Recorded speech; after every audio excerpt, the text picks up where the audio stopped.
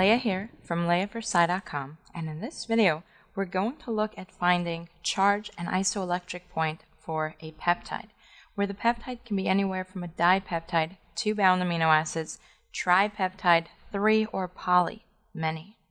In the last video, we looked at how to find the charge of a single amino acid by determining at that given pH if the carboxy group was protonated or not, the amine group, and the R group if it has an ionizable side chain. Once we found the charge, we were able to add them all up and get a net charge at that specific pH. When you're looking at a peptide, you have to take all ionizable groups into account, both parent and side chain, add up all the charges, and that will give you the net charge. For example, say we're asked to find the charge of GLY-ASP at a pH of 8. I'll show you the long way and then the short way. The long way is to draw out your dipeptide. In this case, our first amino acid, N to C, would be glycine, and the side chain for glycine is simply a hydrogen atom. For the peptide bond, we have dehydration synthesis, so we remove the oxygen. We place a single bond between the carbonyl carbon and the incoming nitrogen that now has only one hydrogen. And of course, the side chain for aspartic acid, which is a CH2 bound to a carboxy group. Then we have to figure out if each ionizable side chain is protonated or deprotonated by comparing the pKa to the pH. On the MCAT, you're probably not getting a pKa table, so I recommend memorizing these numbers. For an alpha amine, memorize 10. For an alpha carboxy, memorize 2. For aspartic acid and glutamic acid, memorize 4. Now we'll compare the pH to the pKa for each individual group. Remember, the one that's higher wins a proton. If the pH is higher than the pKa, the pH wins one for the solution and the molecule is deprotonated. If the pKa is higher than the pH, the pKa wins one for the molecule and the molecule is protonated. pKa 10 is greater than the pH of 8. We win one for the molecule, making it NH3+. Looking at the aspartic acid side chain, pKa 4 is less than the pH. That means the pH wins one for the solution. We have a deprotonated side chain and a charge of -1. And same thing for the alpha carboxy, where pKa 2 is less than pH 8. Once again, negative charge. If we add up the charges, we get +1 for the alpha amine, -1 for the alpha carboxy, -1 for the side chain, for a net charge of -1. But this was the long way, and on your MCAT, you do not want to waste time drawing out skeletons, writing out side chains. It's too much time. Instead, write out your 3 or 1 letter name to know which amino acid you're looking at, then simply add your ionizable side chains. Glycine has a nitrogen. It does not have an ionizable R group. Aspartic acid has a carboxy and an alpha carboxy. So that is all we're looking at. And then we do the same thing. 10 is higher than the pH. +1. 4 is less than the pH, -1. 2 is less than the pH, -1. And we quickly add it up. +1 -1 cancels, -1 is the net charge. Say we're asked to find the charge of this dipeptide at a pH of 3. We do the same thing and look at each group one at a time. The amine group with a pKa of 10 is greater than the pH, and that means it wins one for the molecule, NH3+. The side chain with a pKa of approximately 4 is greater than the pH, but not by much. This is where we're in the buffer zone, but for the sake of a quick net charge, we're going to estimate where the pKa is higher than the pH, wins a proton for the molecule, giving us a neutral protonated group. But the side chain with a pKa around 2 is less than the pH. That means it's deprotonated for a charge of -1. If we add it up, we get a total charge of +1 for the nitrogen, +0 for the side chain carboxy, -1 for the alpha carboxy, for a net charge of 0. Having a net charge of 0 tells us that we're somewhere near the isoelectric point at a pH of 3. In the last video, we saw that to find the isoelectric point with 2 pKa values, you simply take the average of the 2. When you have more, it gets a little tricky. When you have multiple amino acids bound, that's when it gets even trickier. There are many ways to approach it, but on the MCAT, you need something quick, you need something easy, and you definitely don't want any guessing. So here is how I approach the isoelectric point of a polypeptide when you potentially have multiple pK values to take into consideration.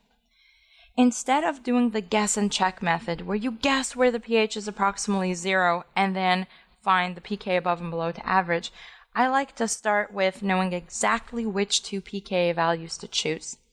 And I find that by following this step. Number 1, protonate all ionizable groups. So we'll forget that the pH is 3 and simply start again.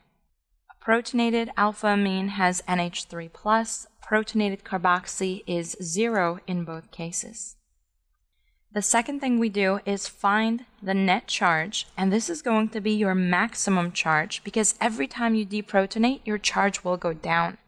In this case, we have a +1 for the amine, 2 zeros for the carboxy, for a net charge of +1. Step 3 is tricky, so really try to understand. If your charge is +1, ask yourself how many units away from 0 am I, and line up the pKa values in order, because the lower the pKa, the earlier it will be deprotonated.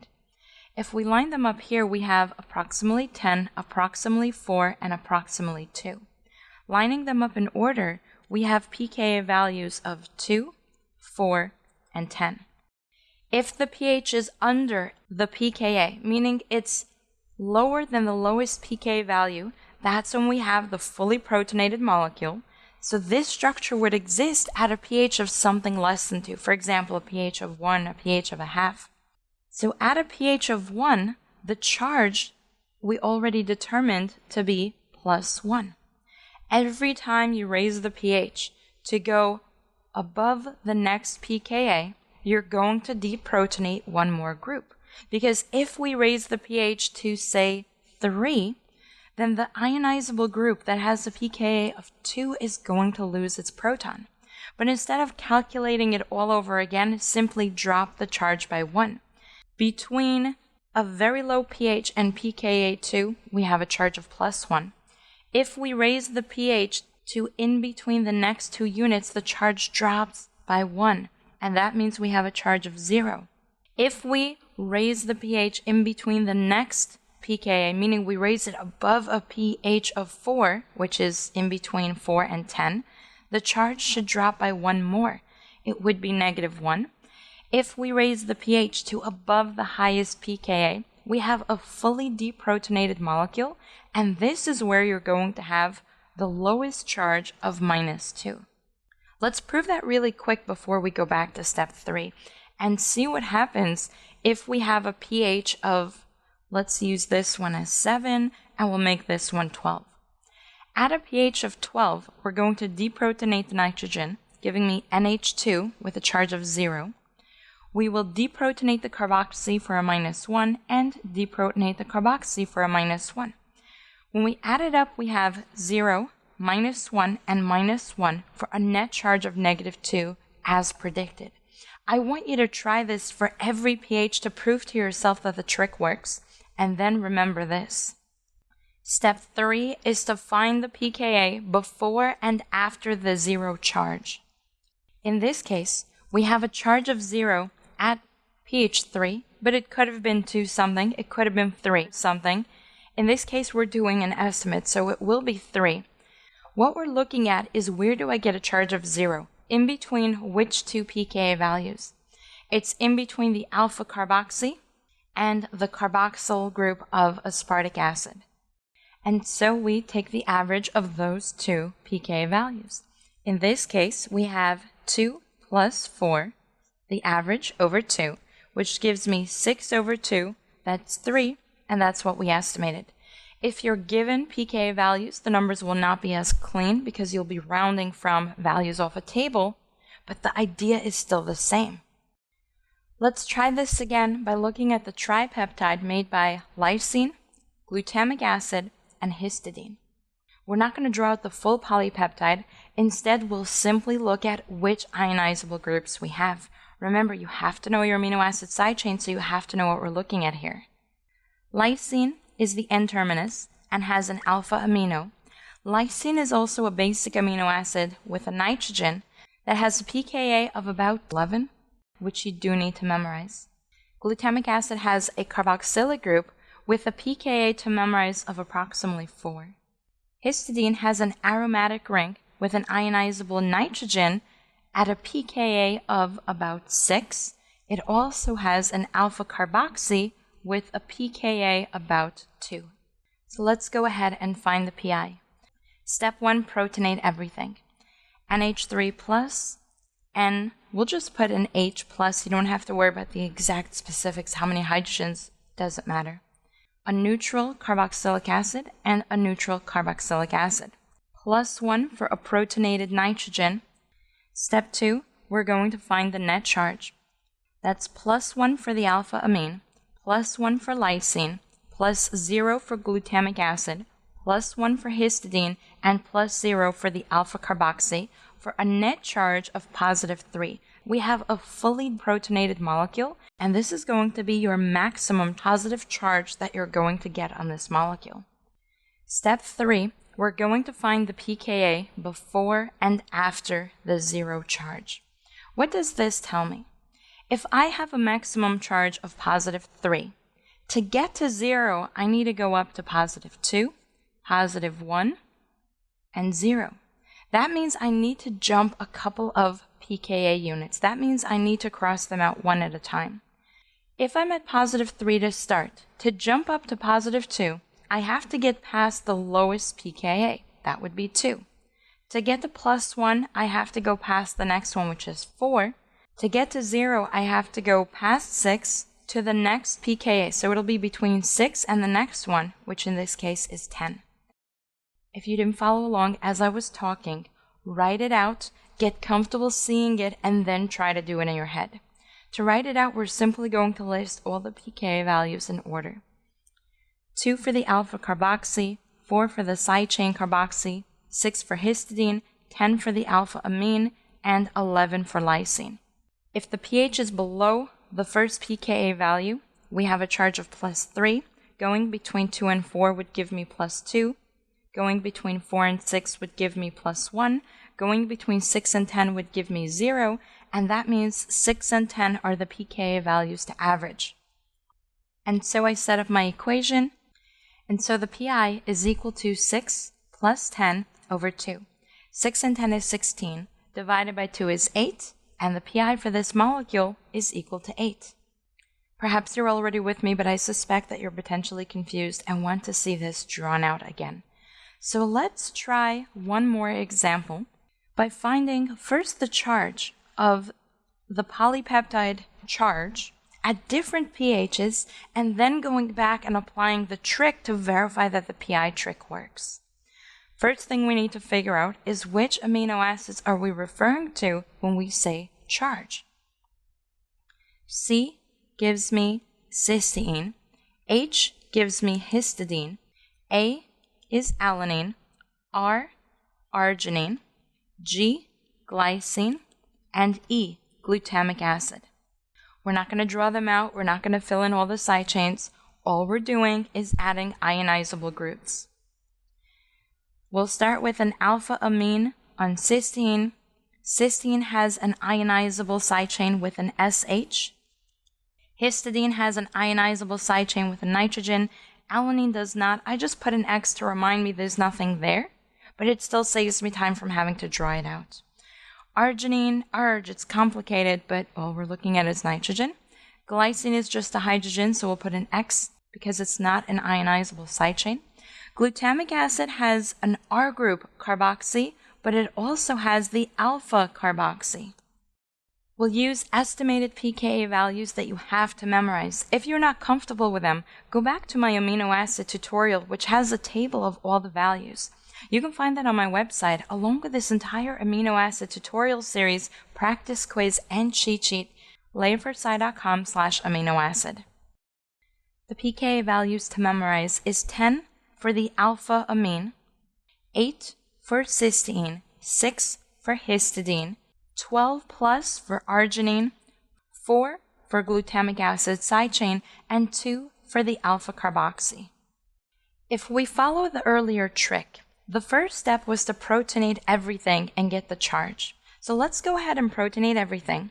Find a lower pH and prove that the charge is what we predicted. If we protonate the nitrogen, we get NH3+, sulfur is neutral, NH on histidine is positive, NH on arginine is positive, OH on the carboxylic acids are neutral for each one.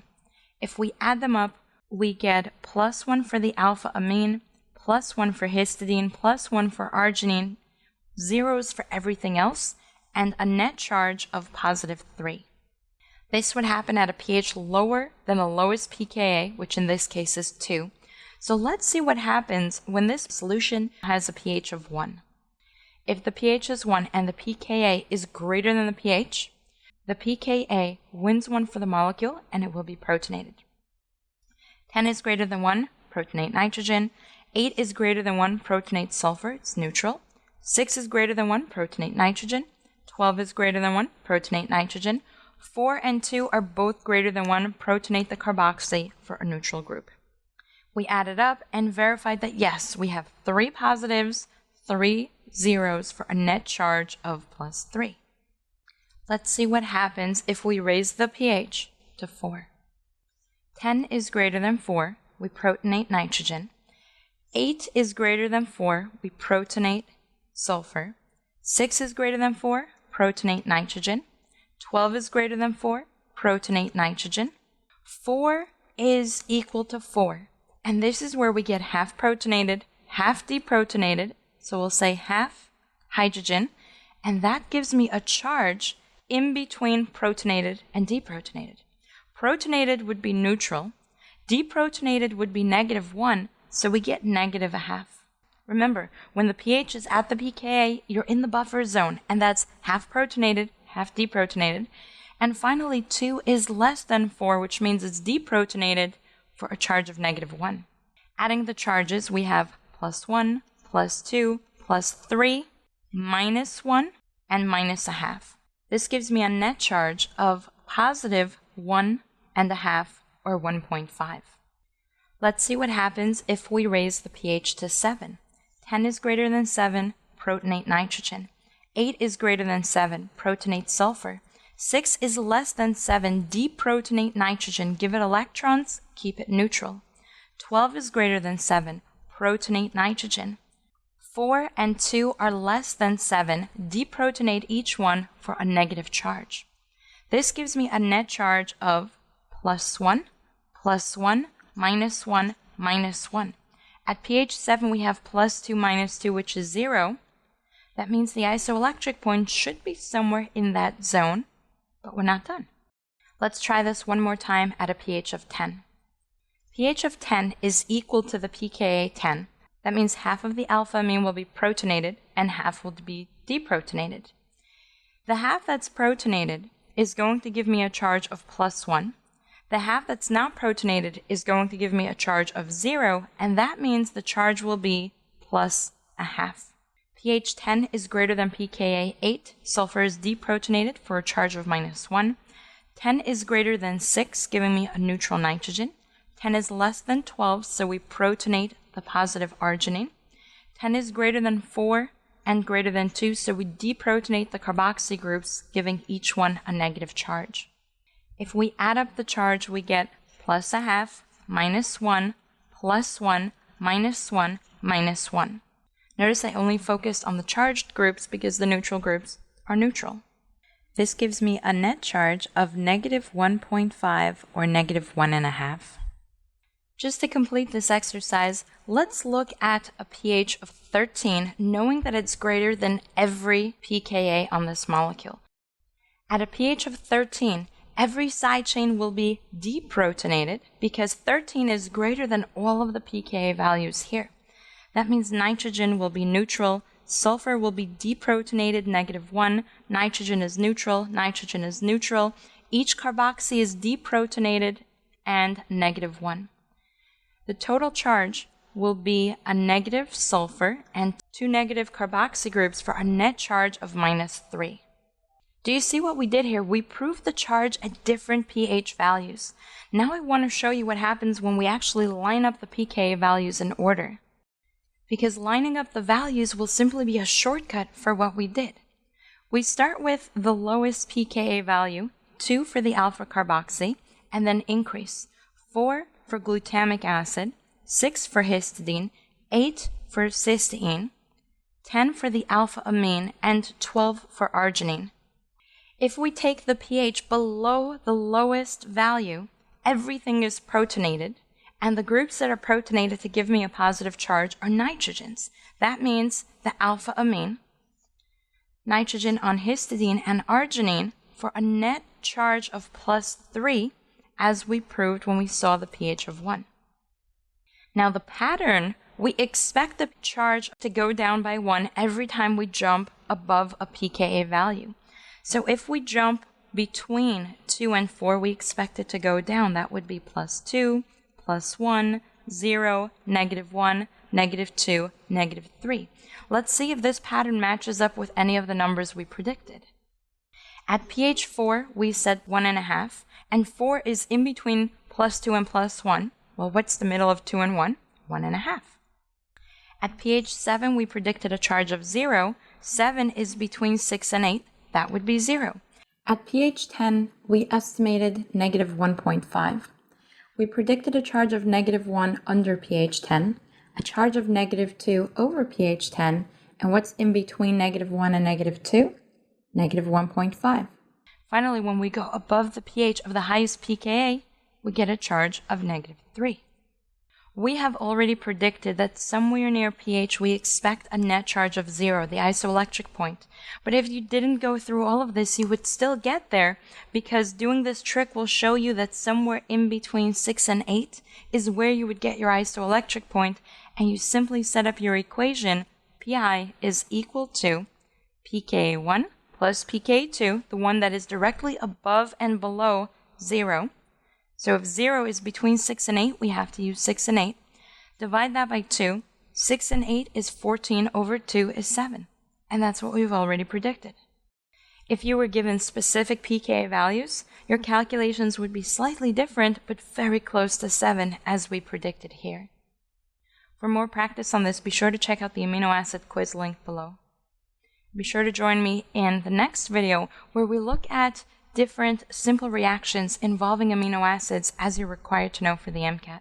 Remember, you can find this entire video series along with the amino acid practice quiz and cheat sheet on my website, leahforsci.com/aminoacid.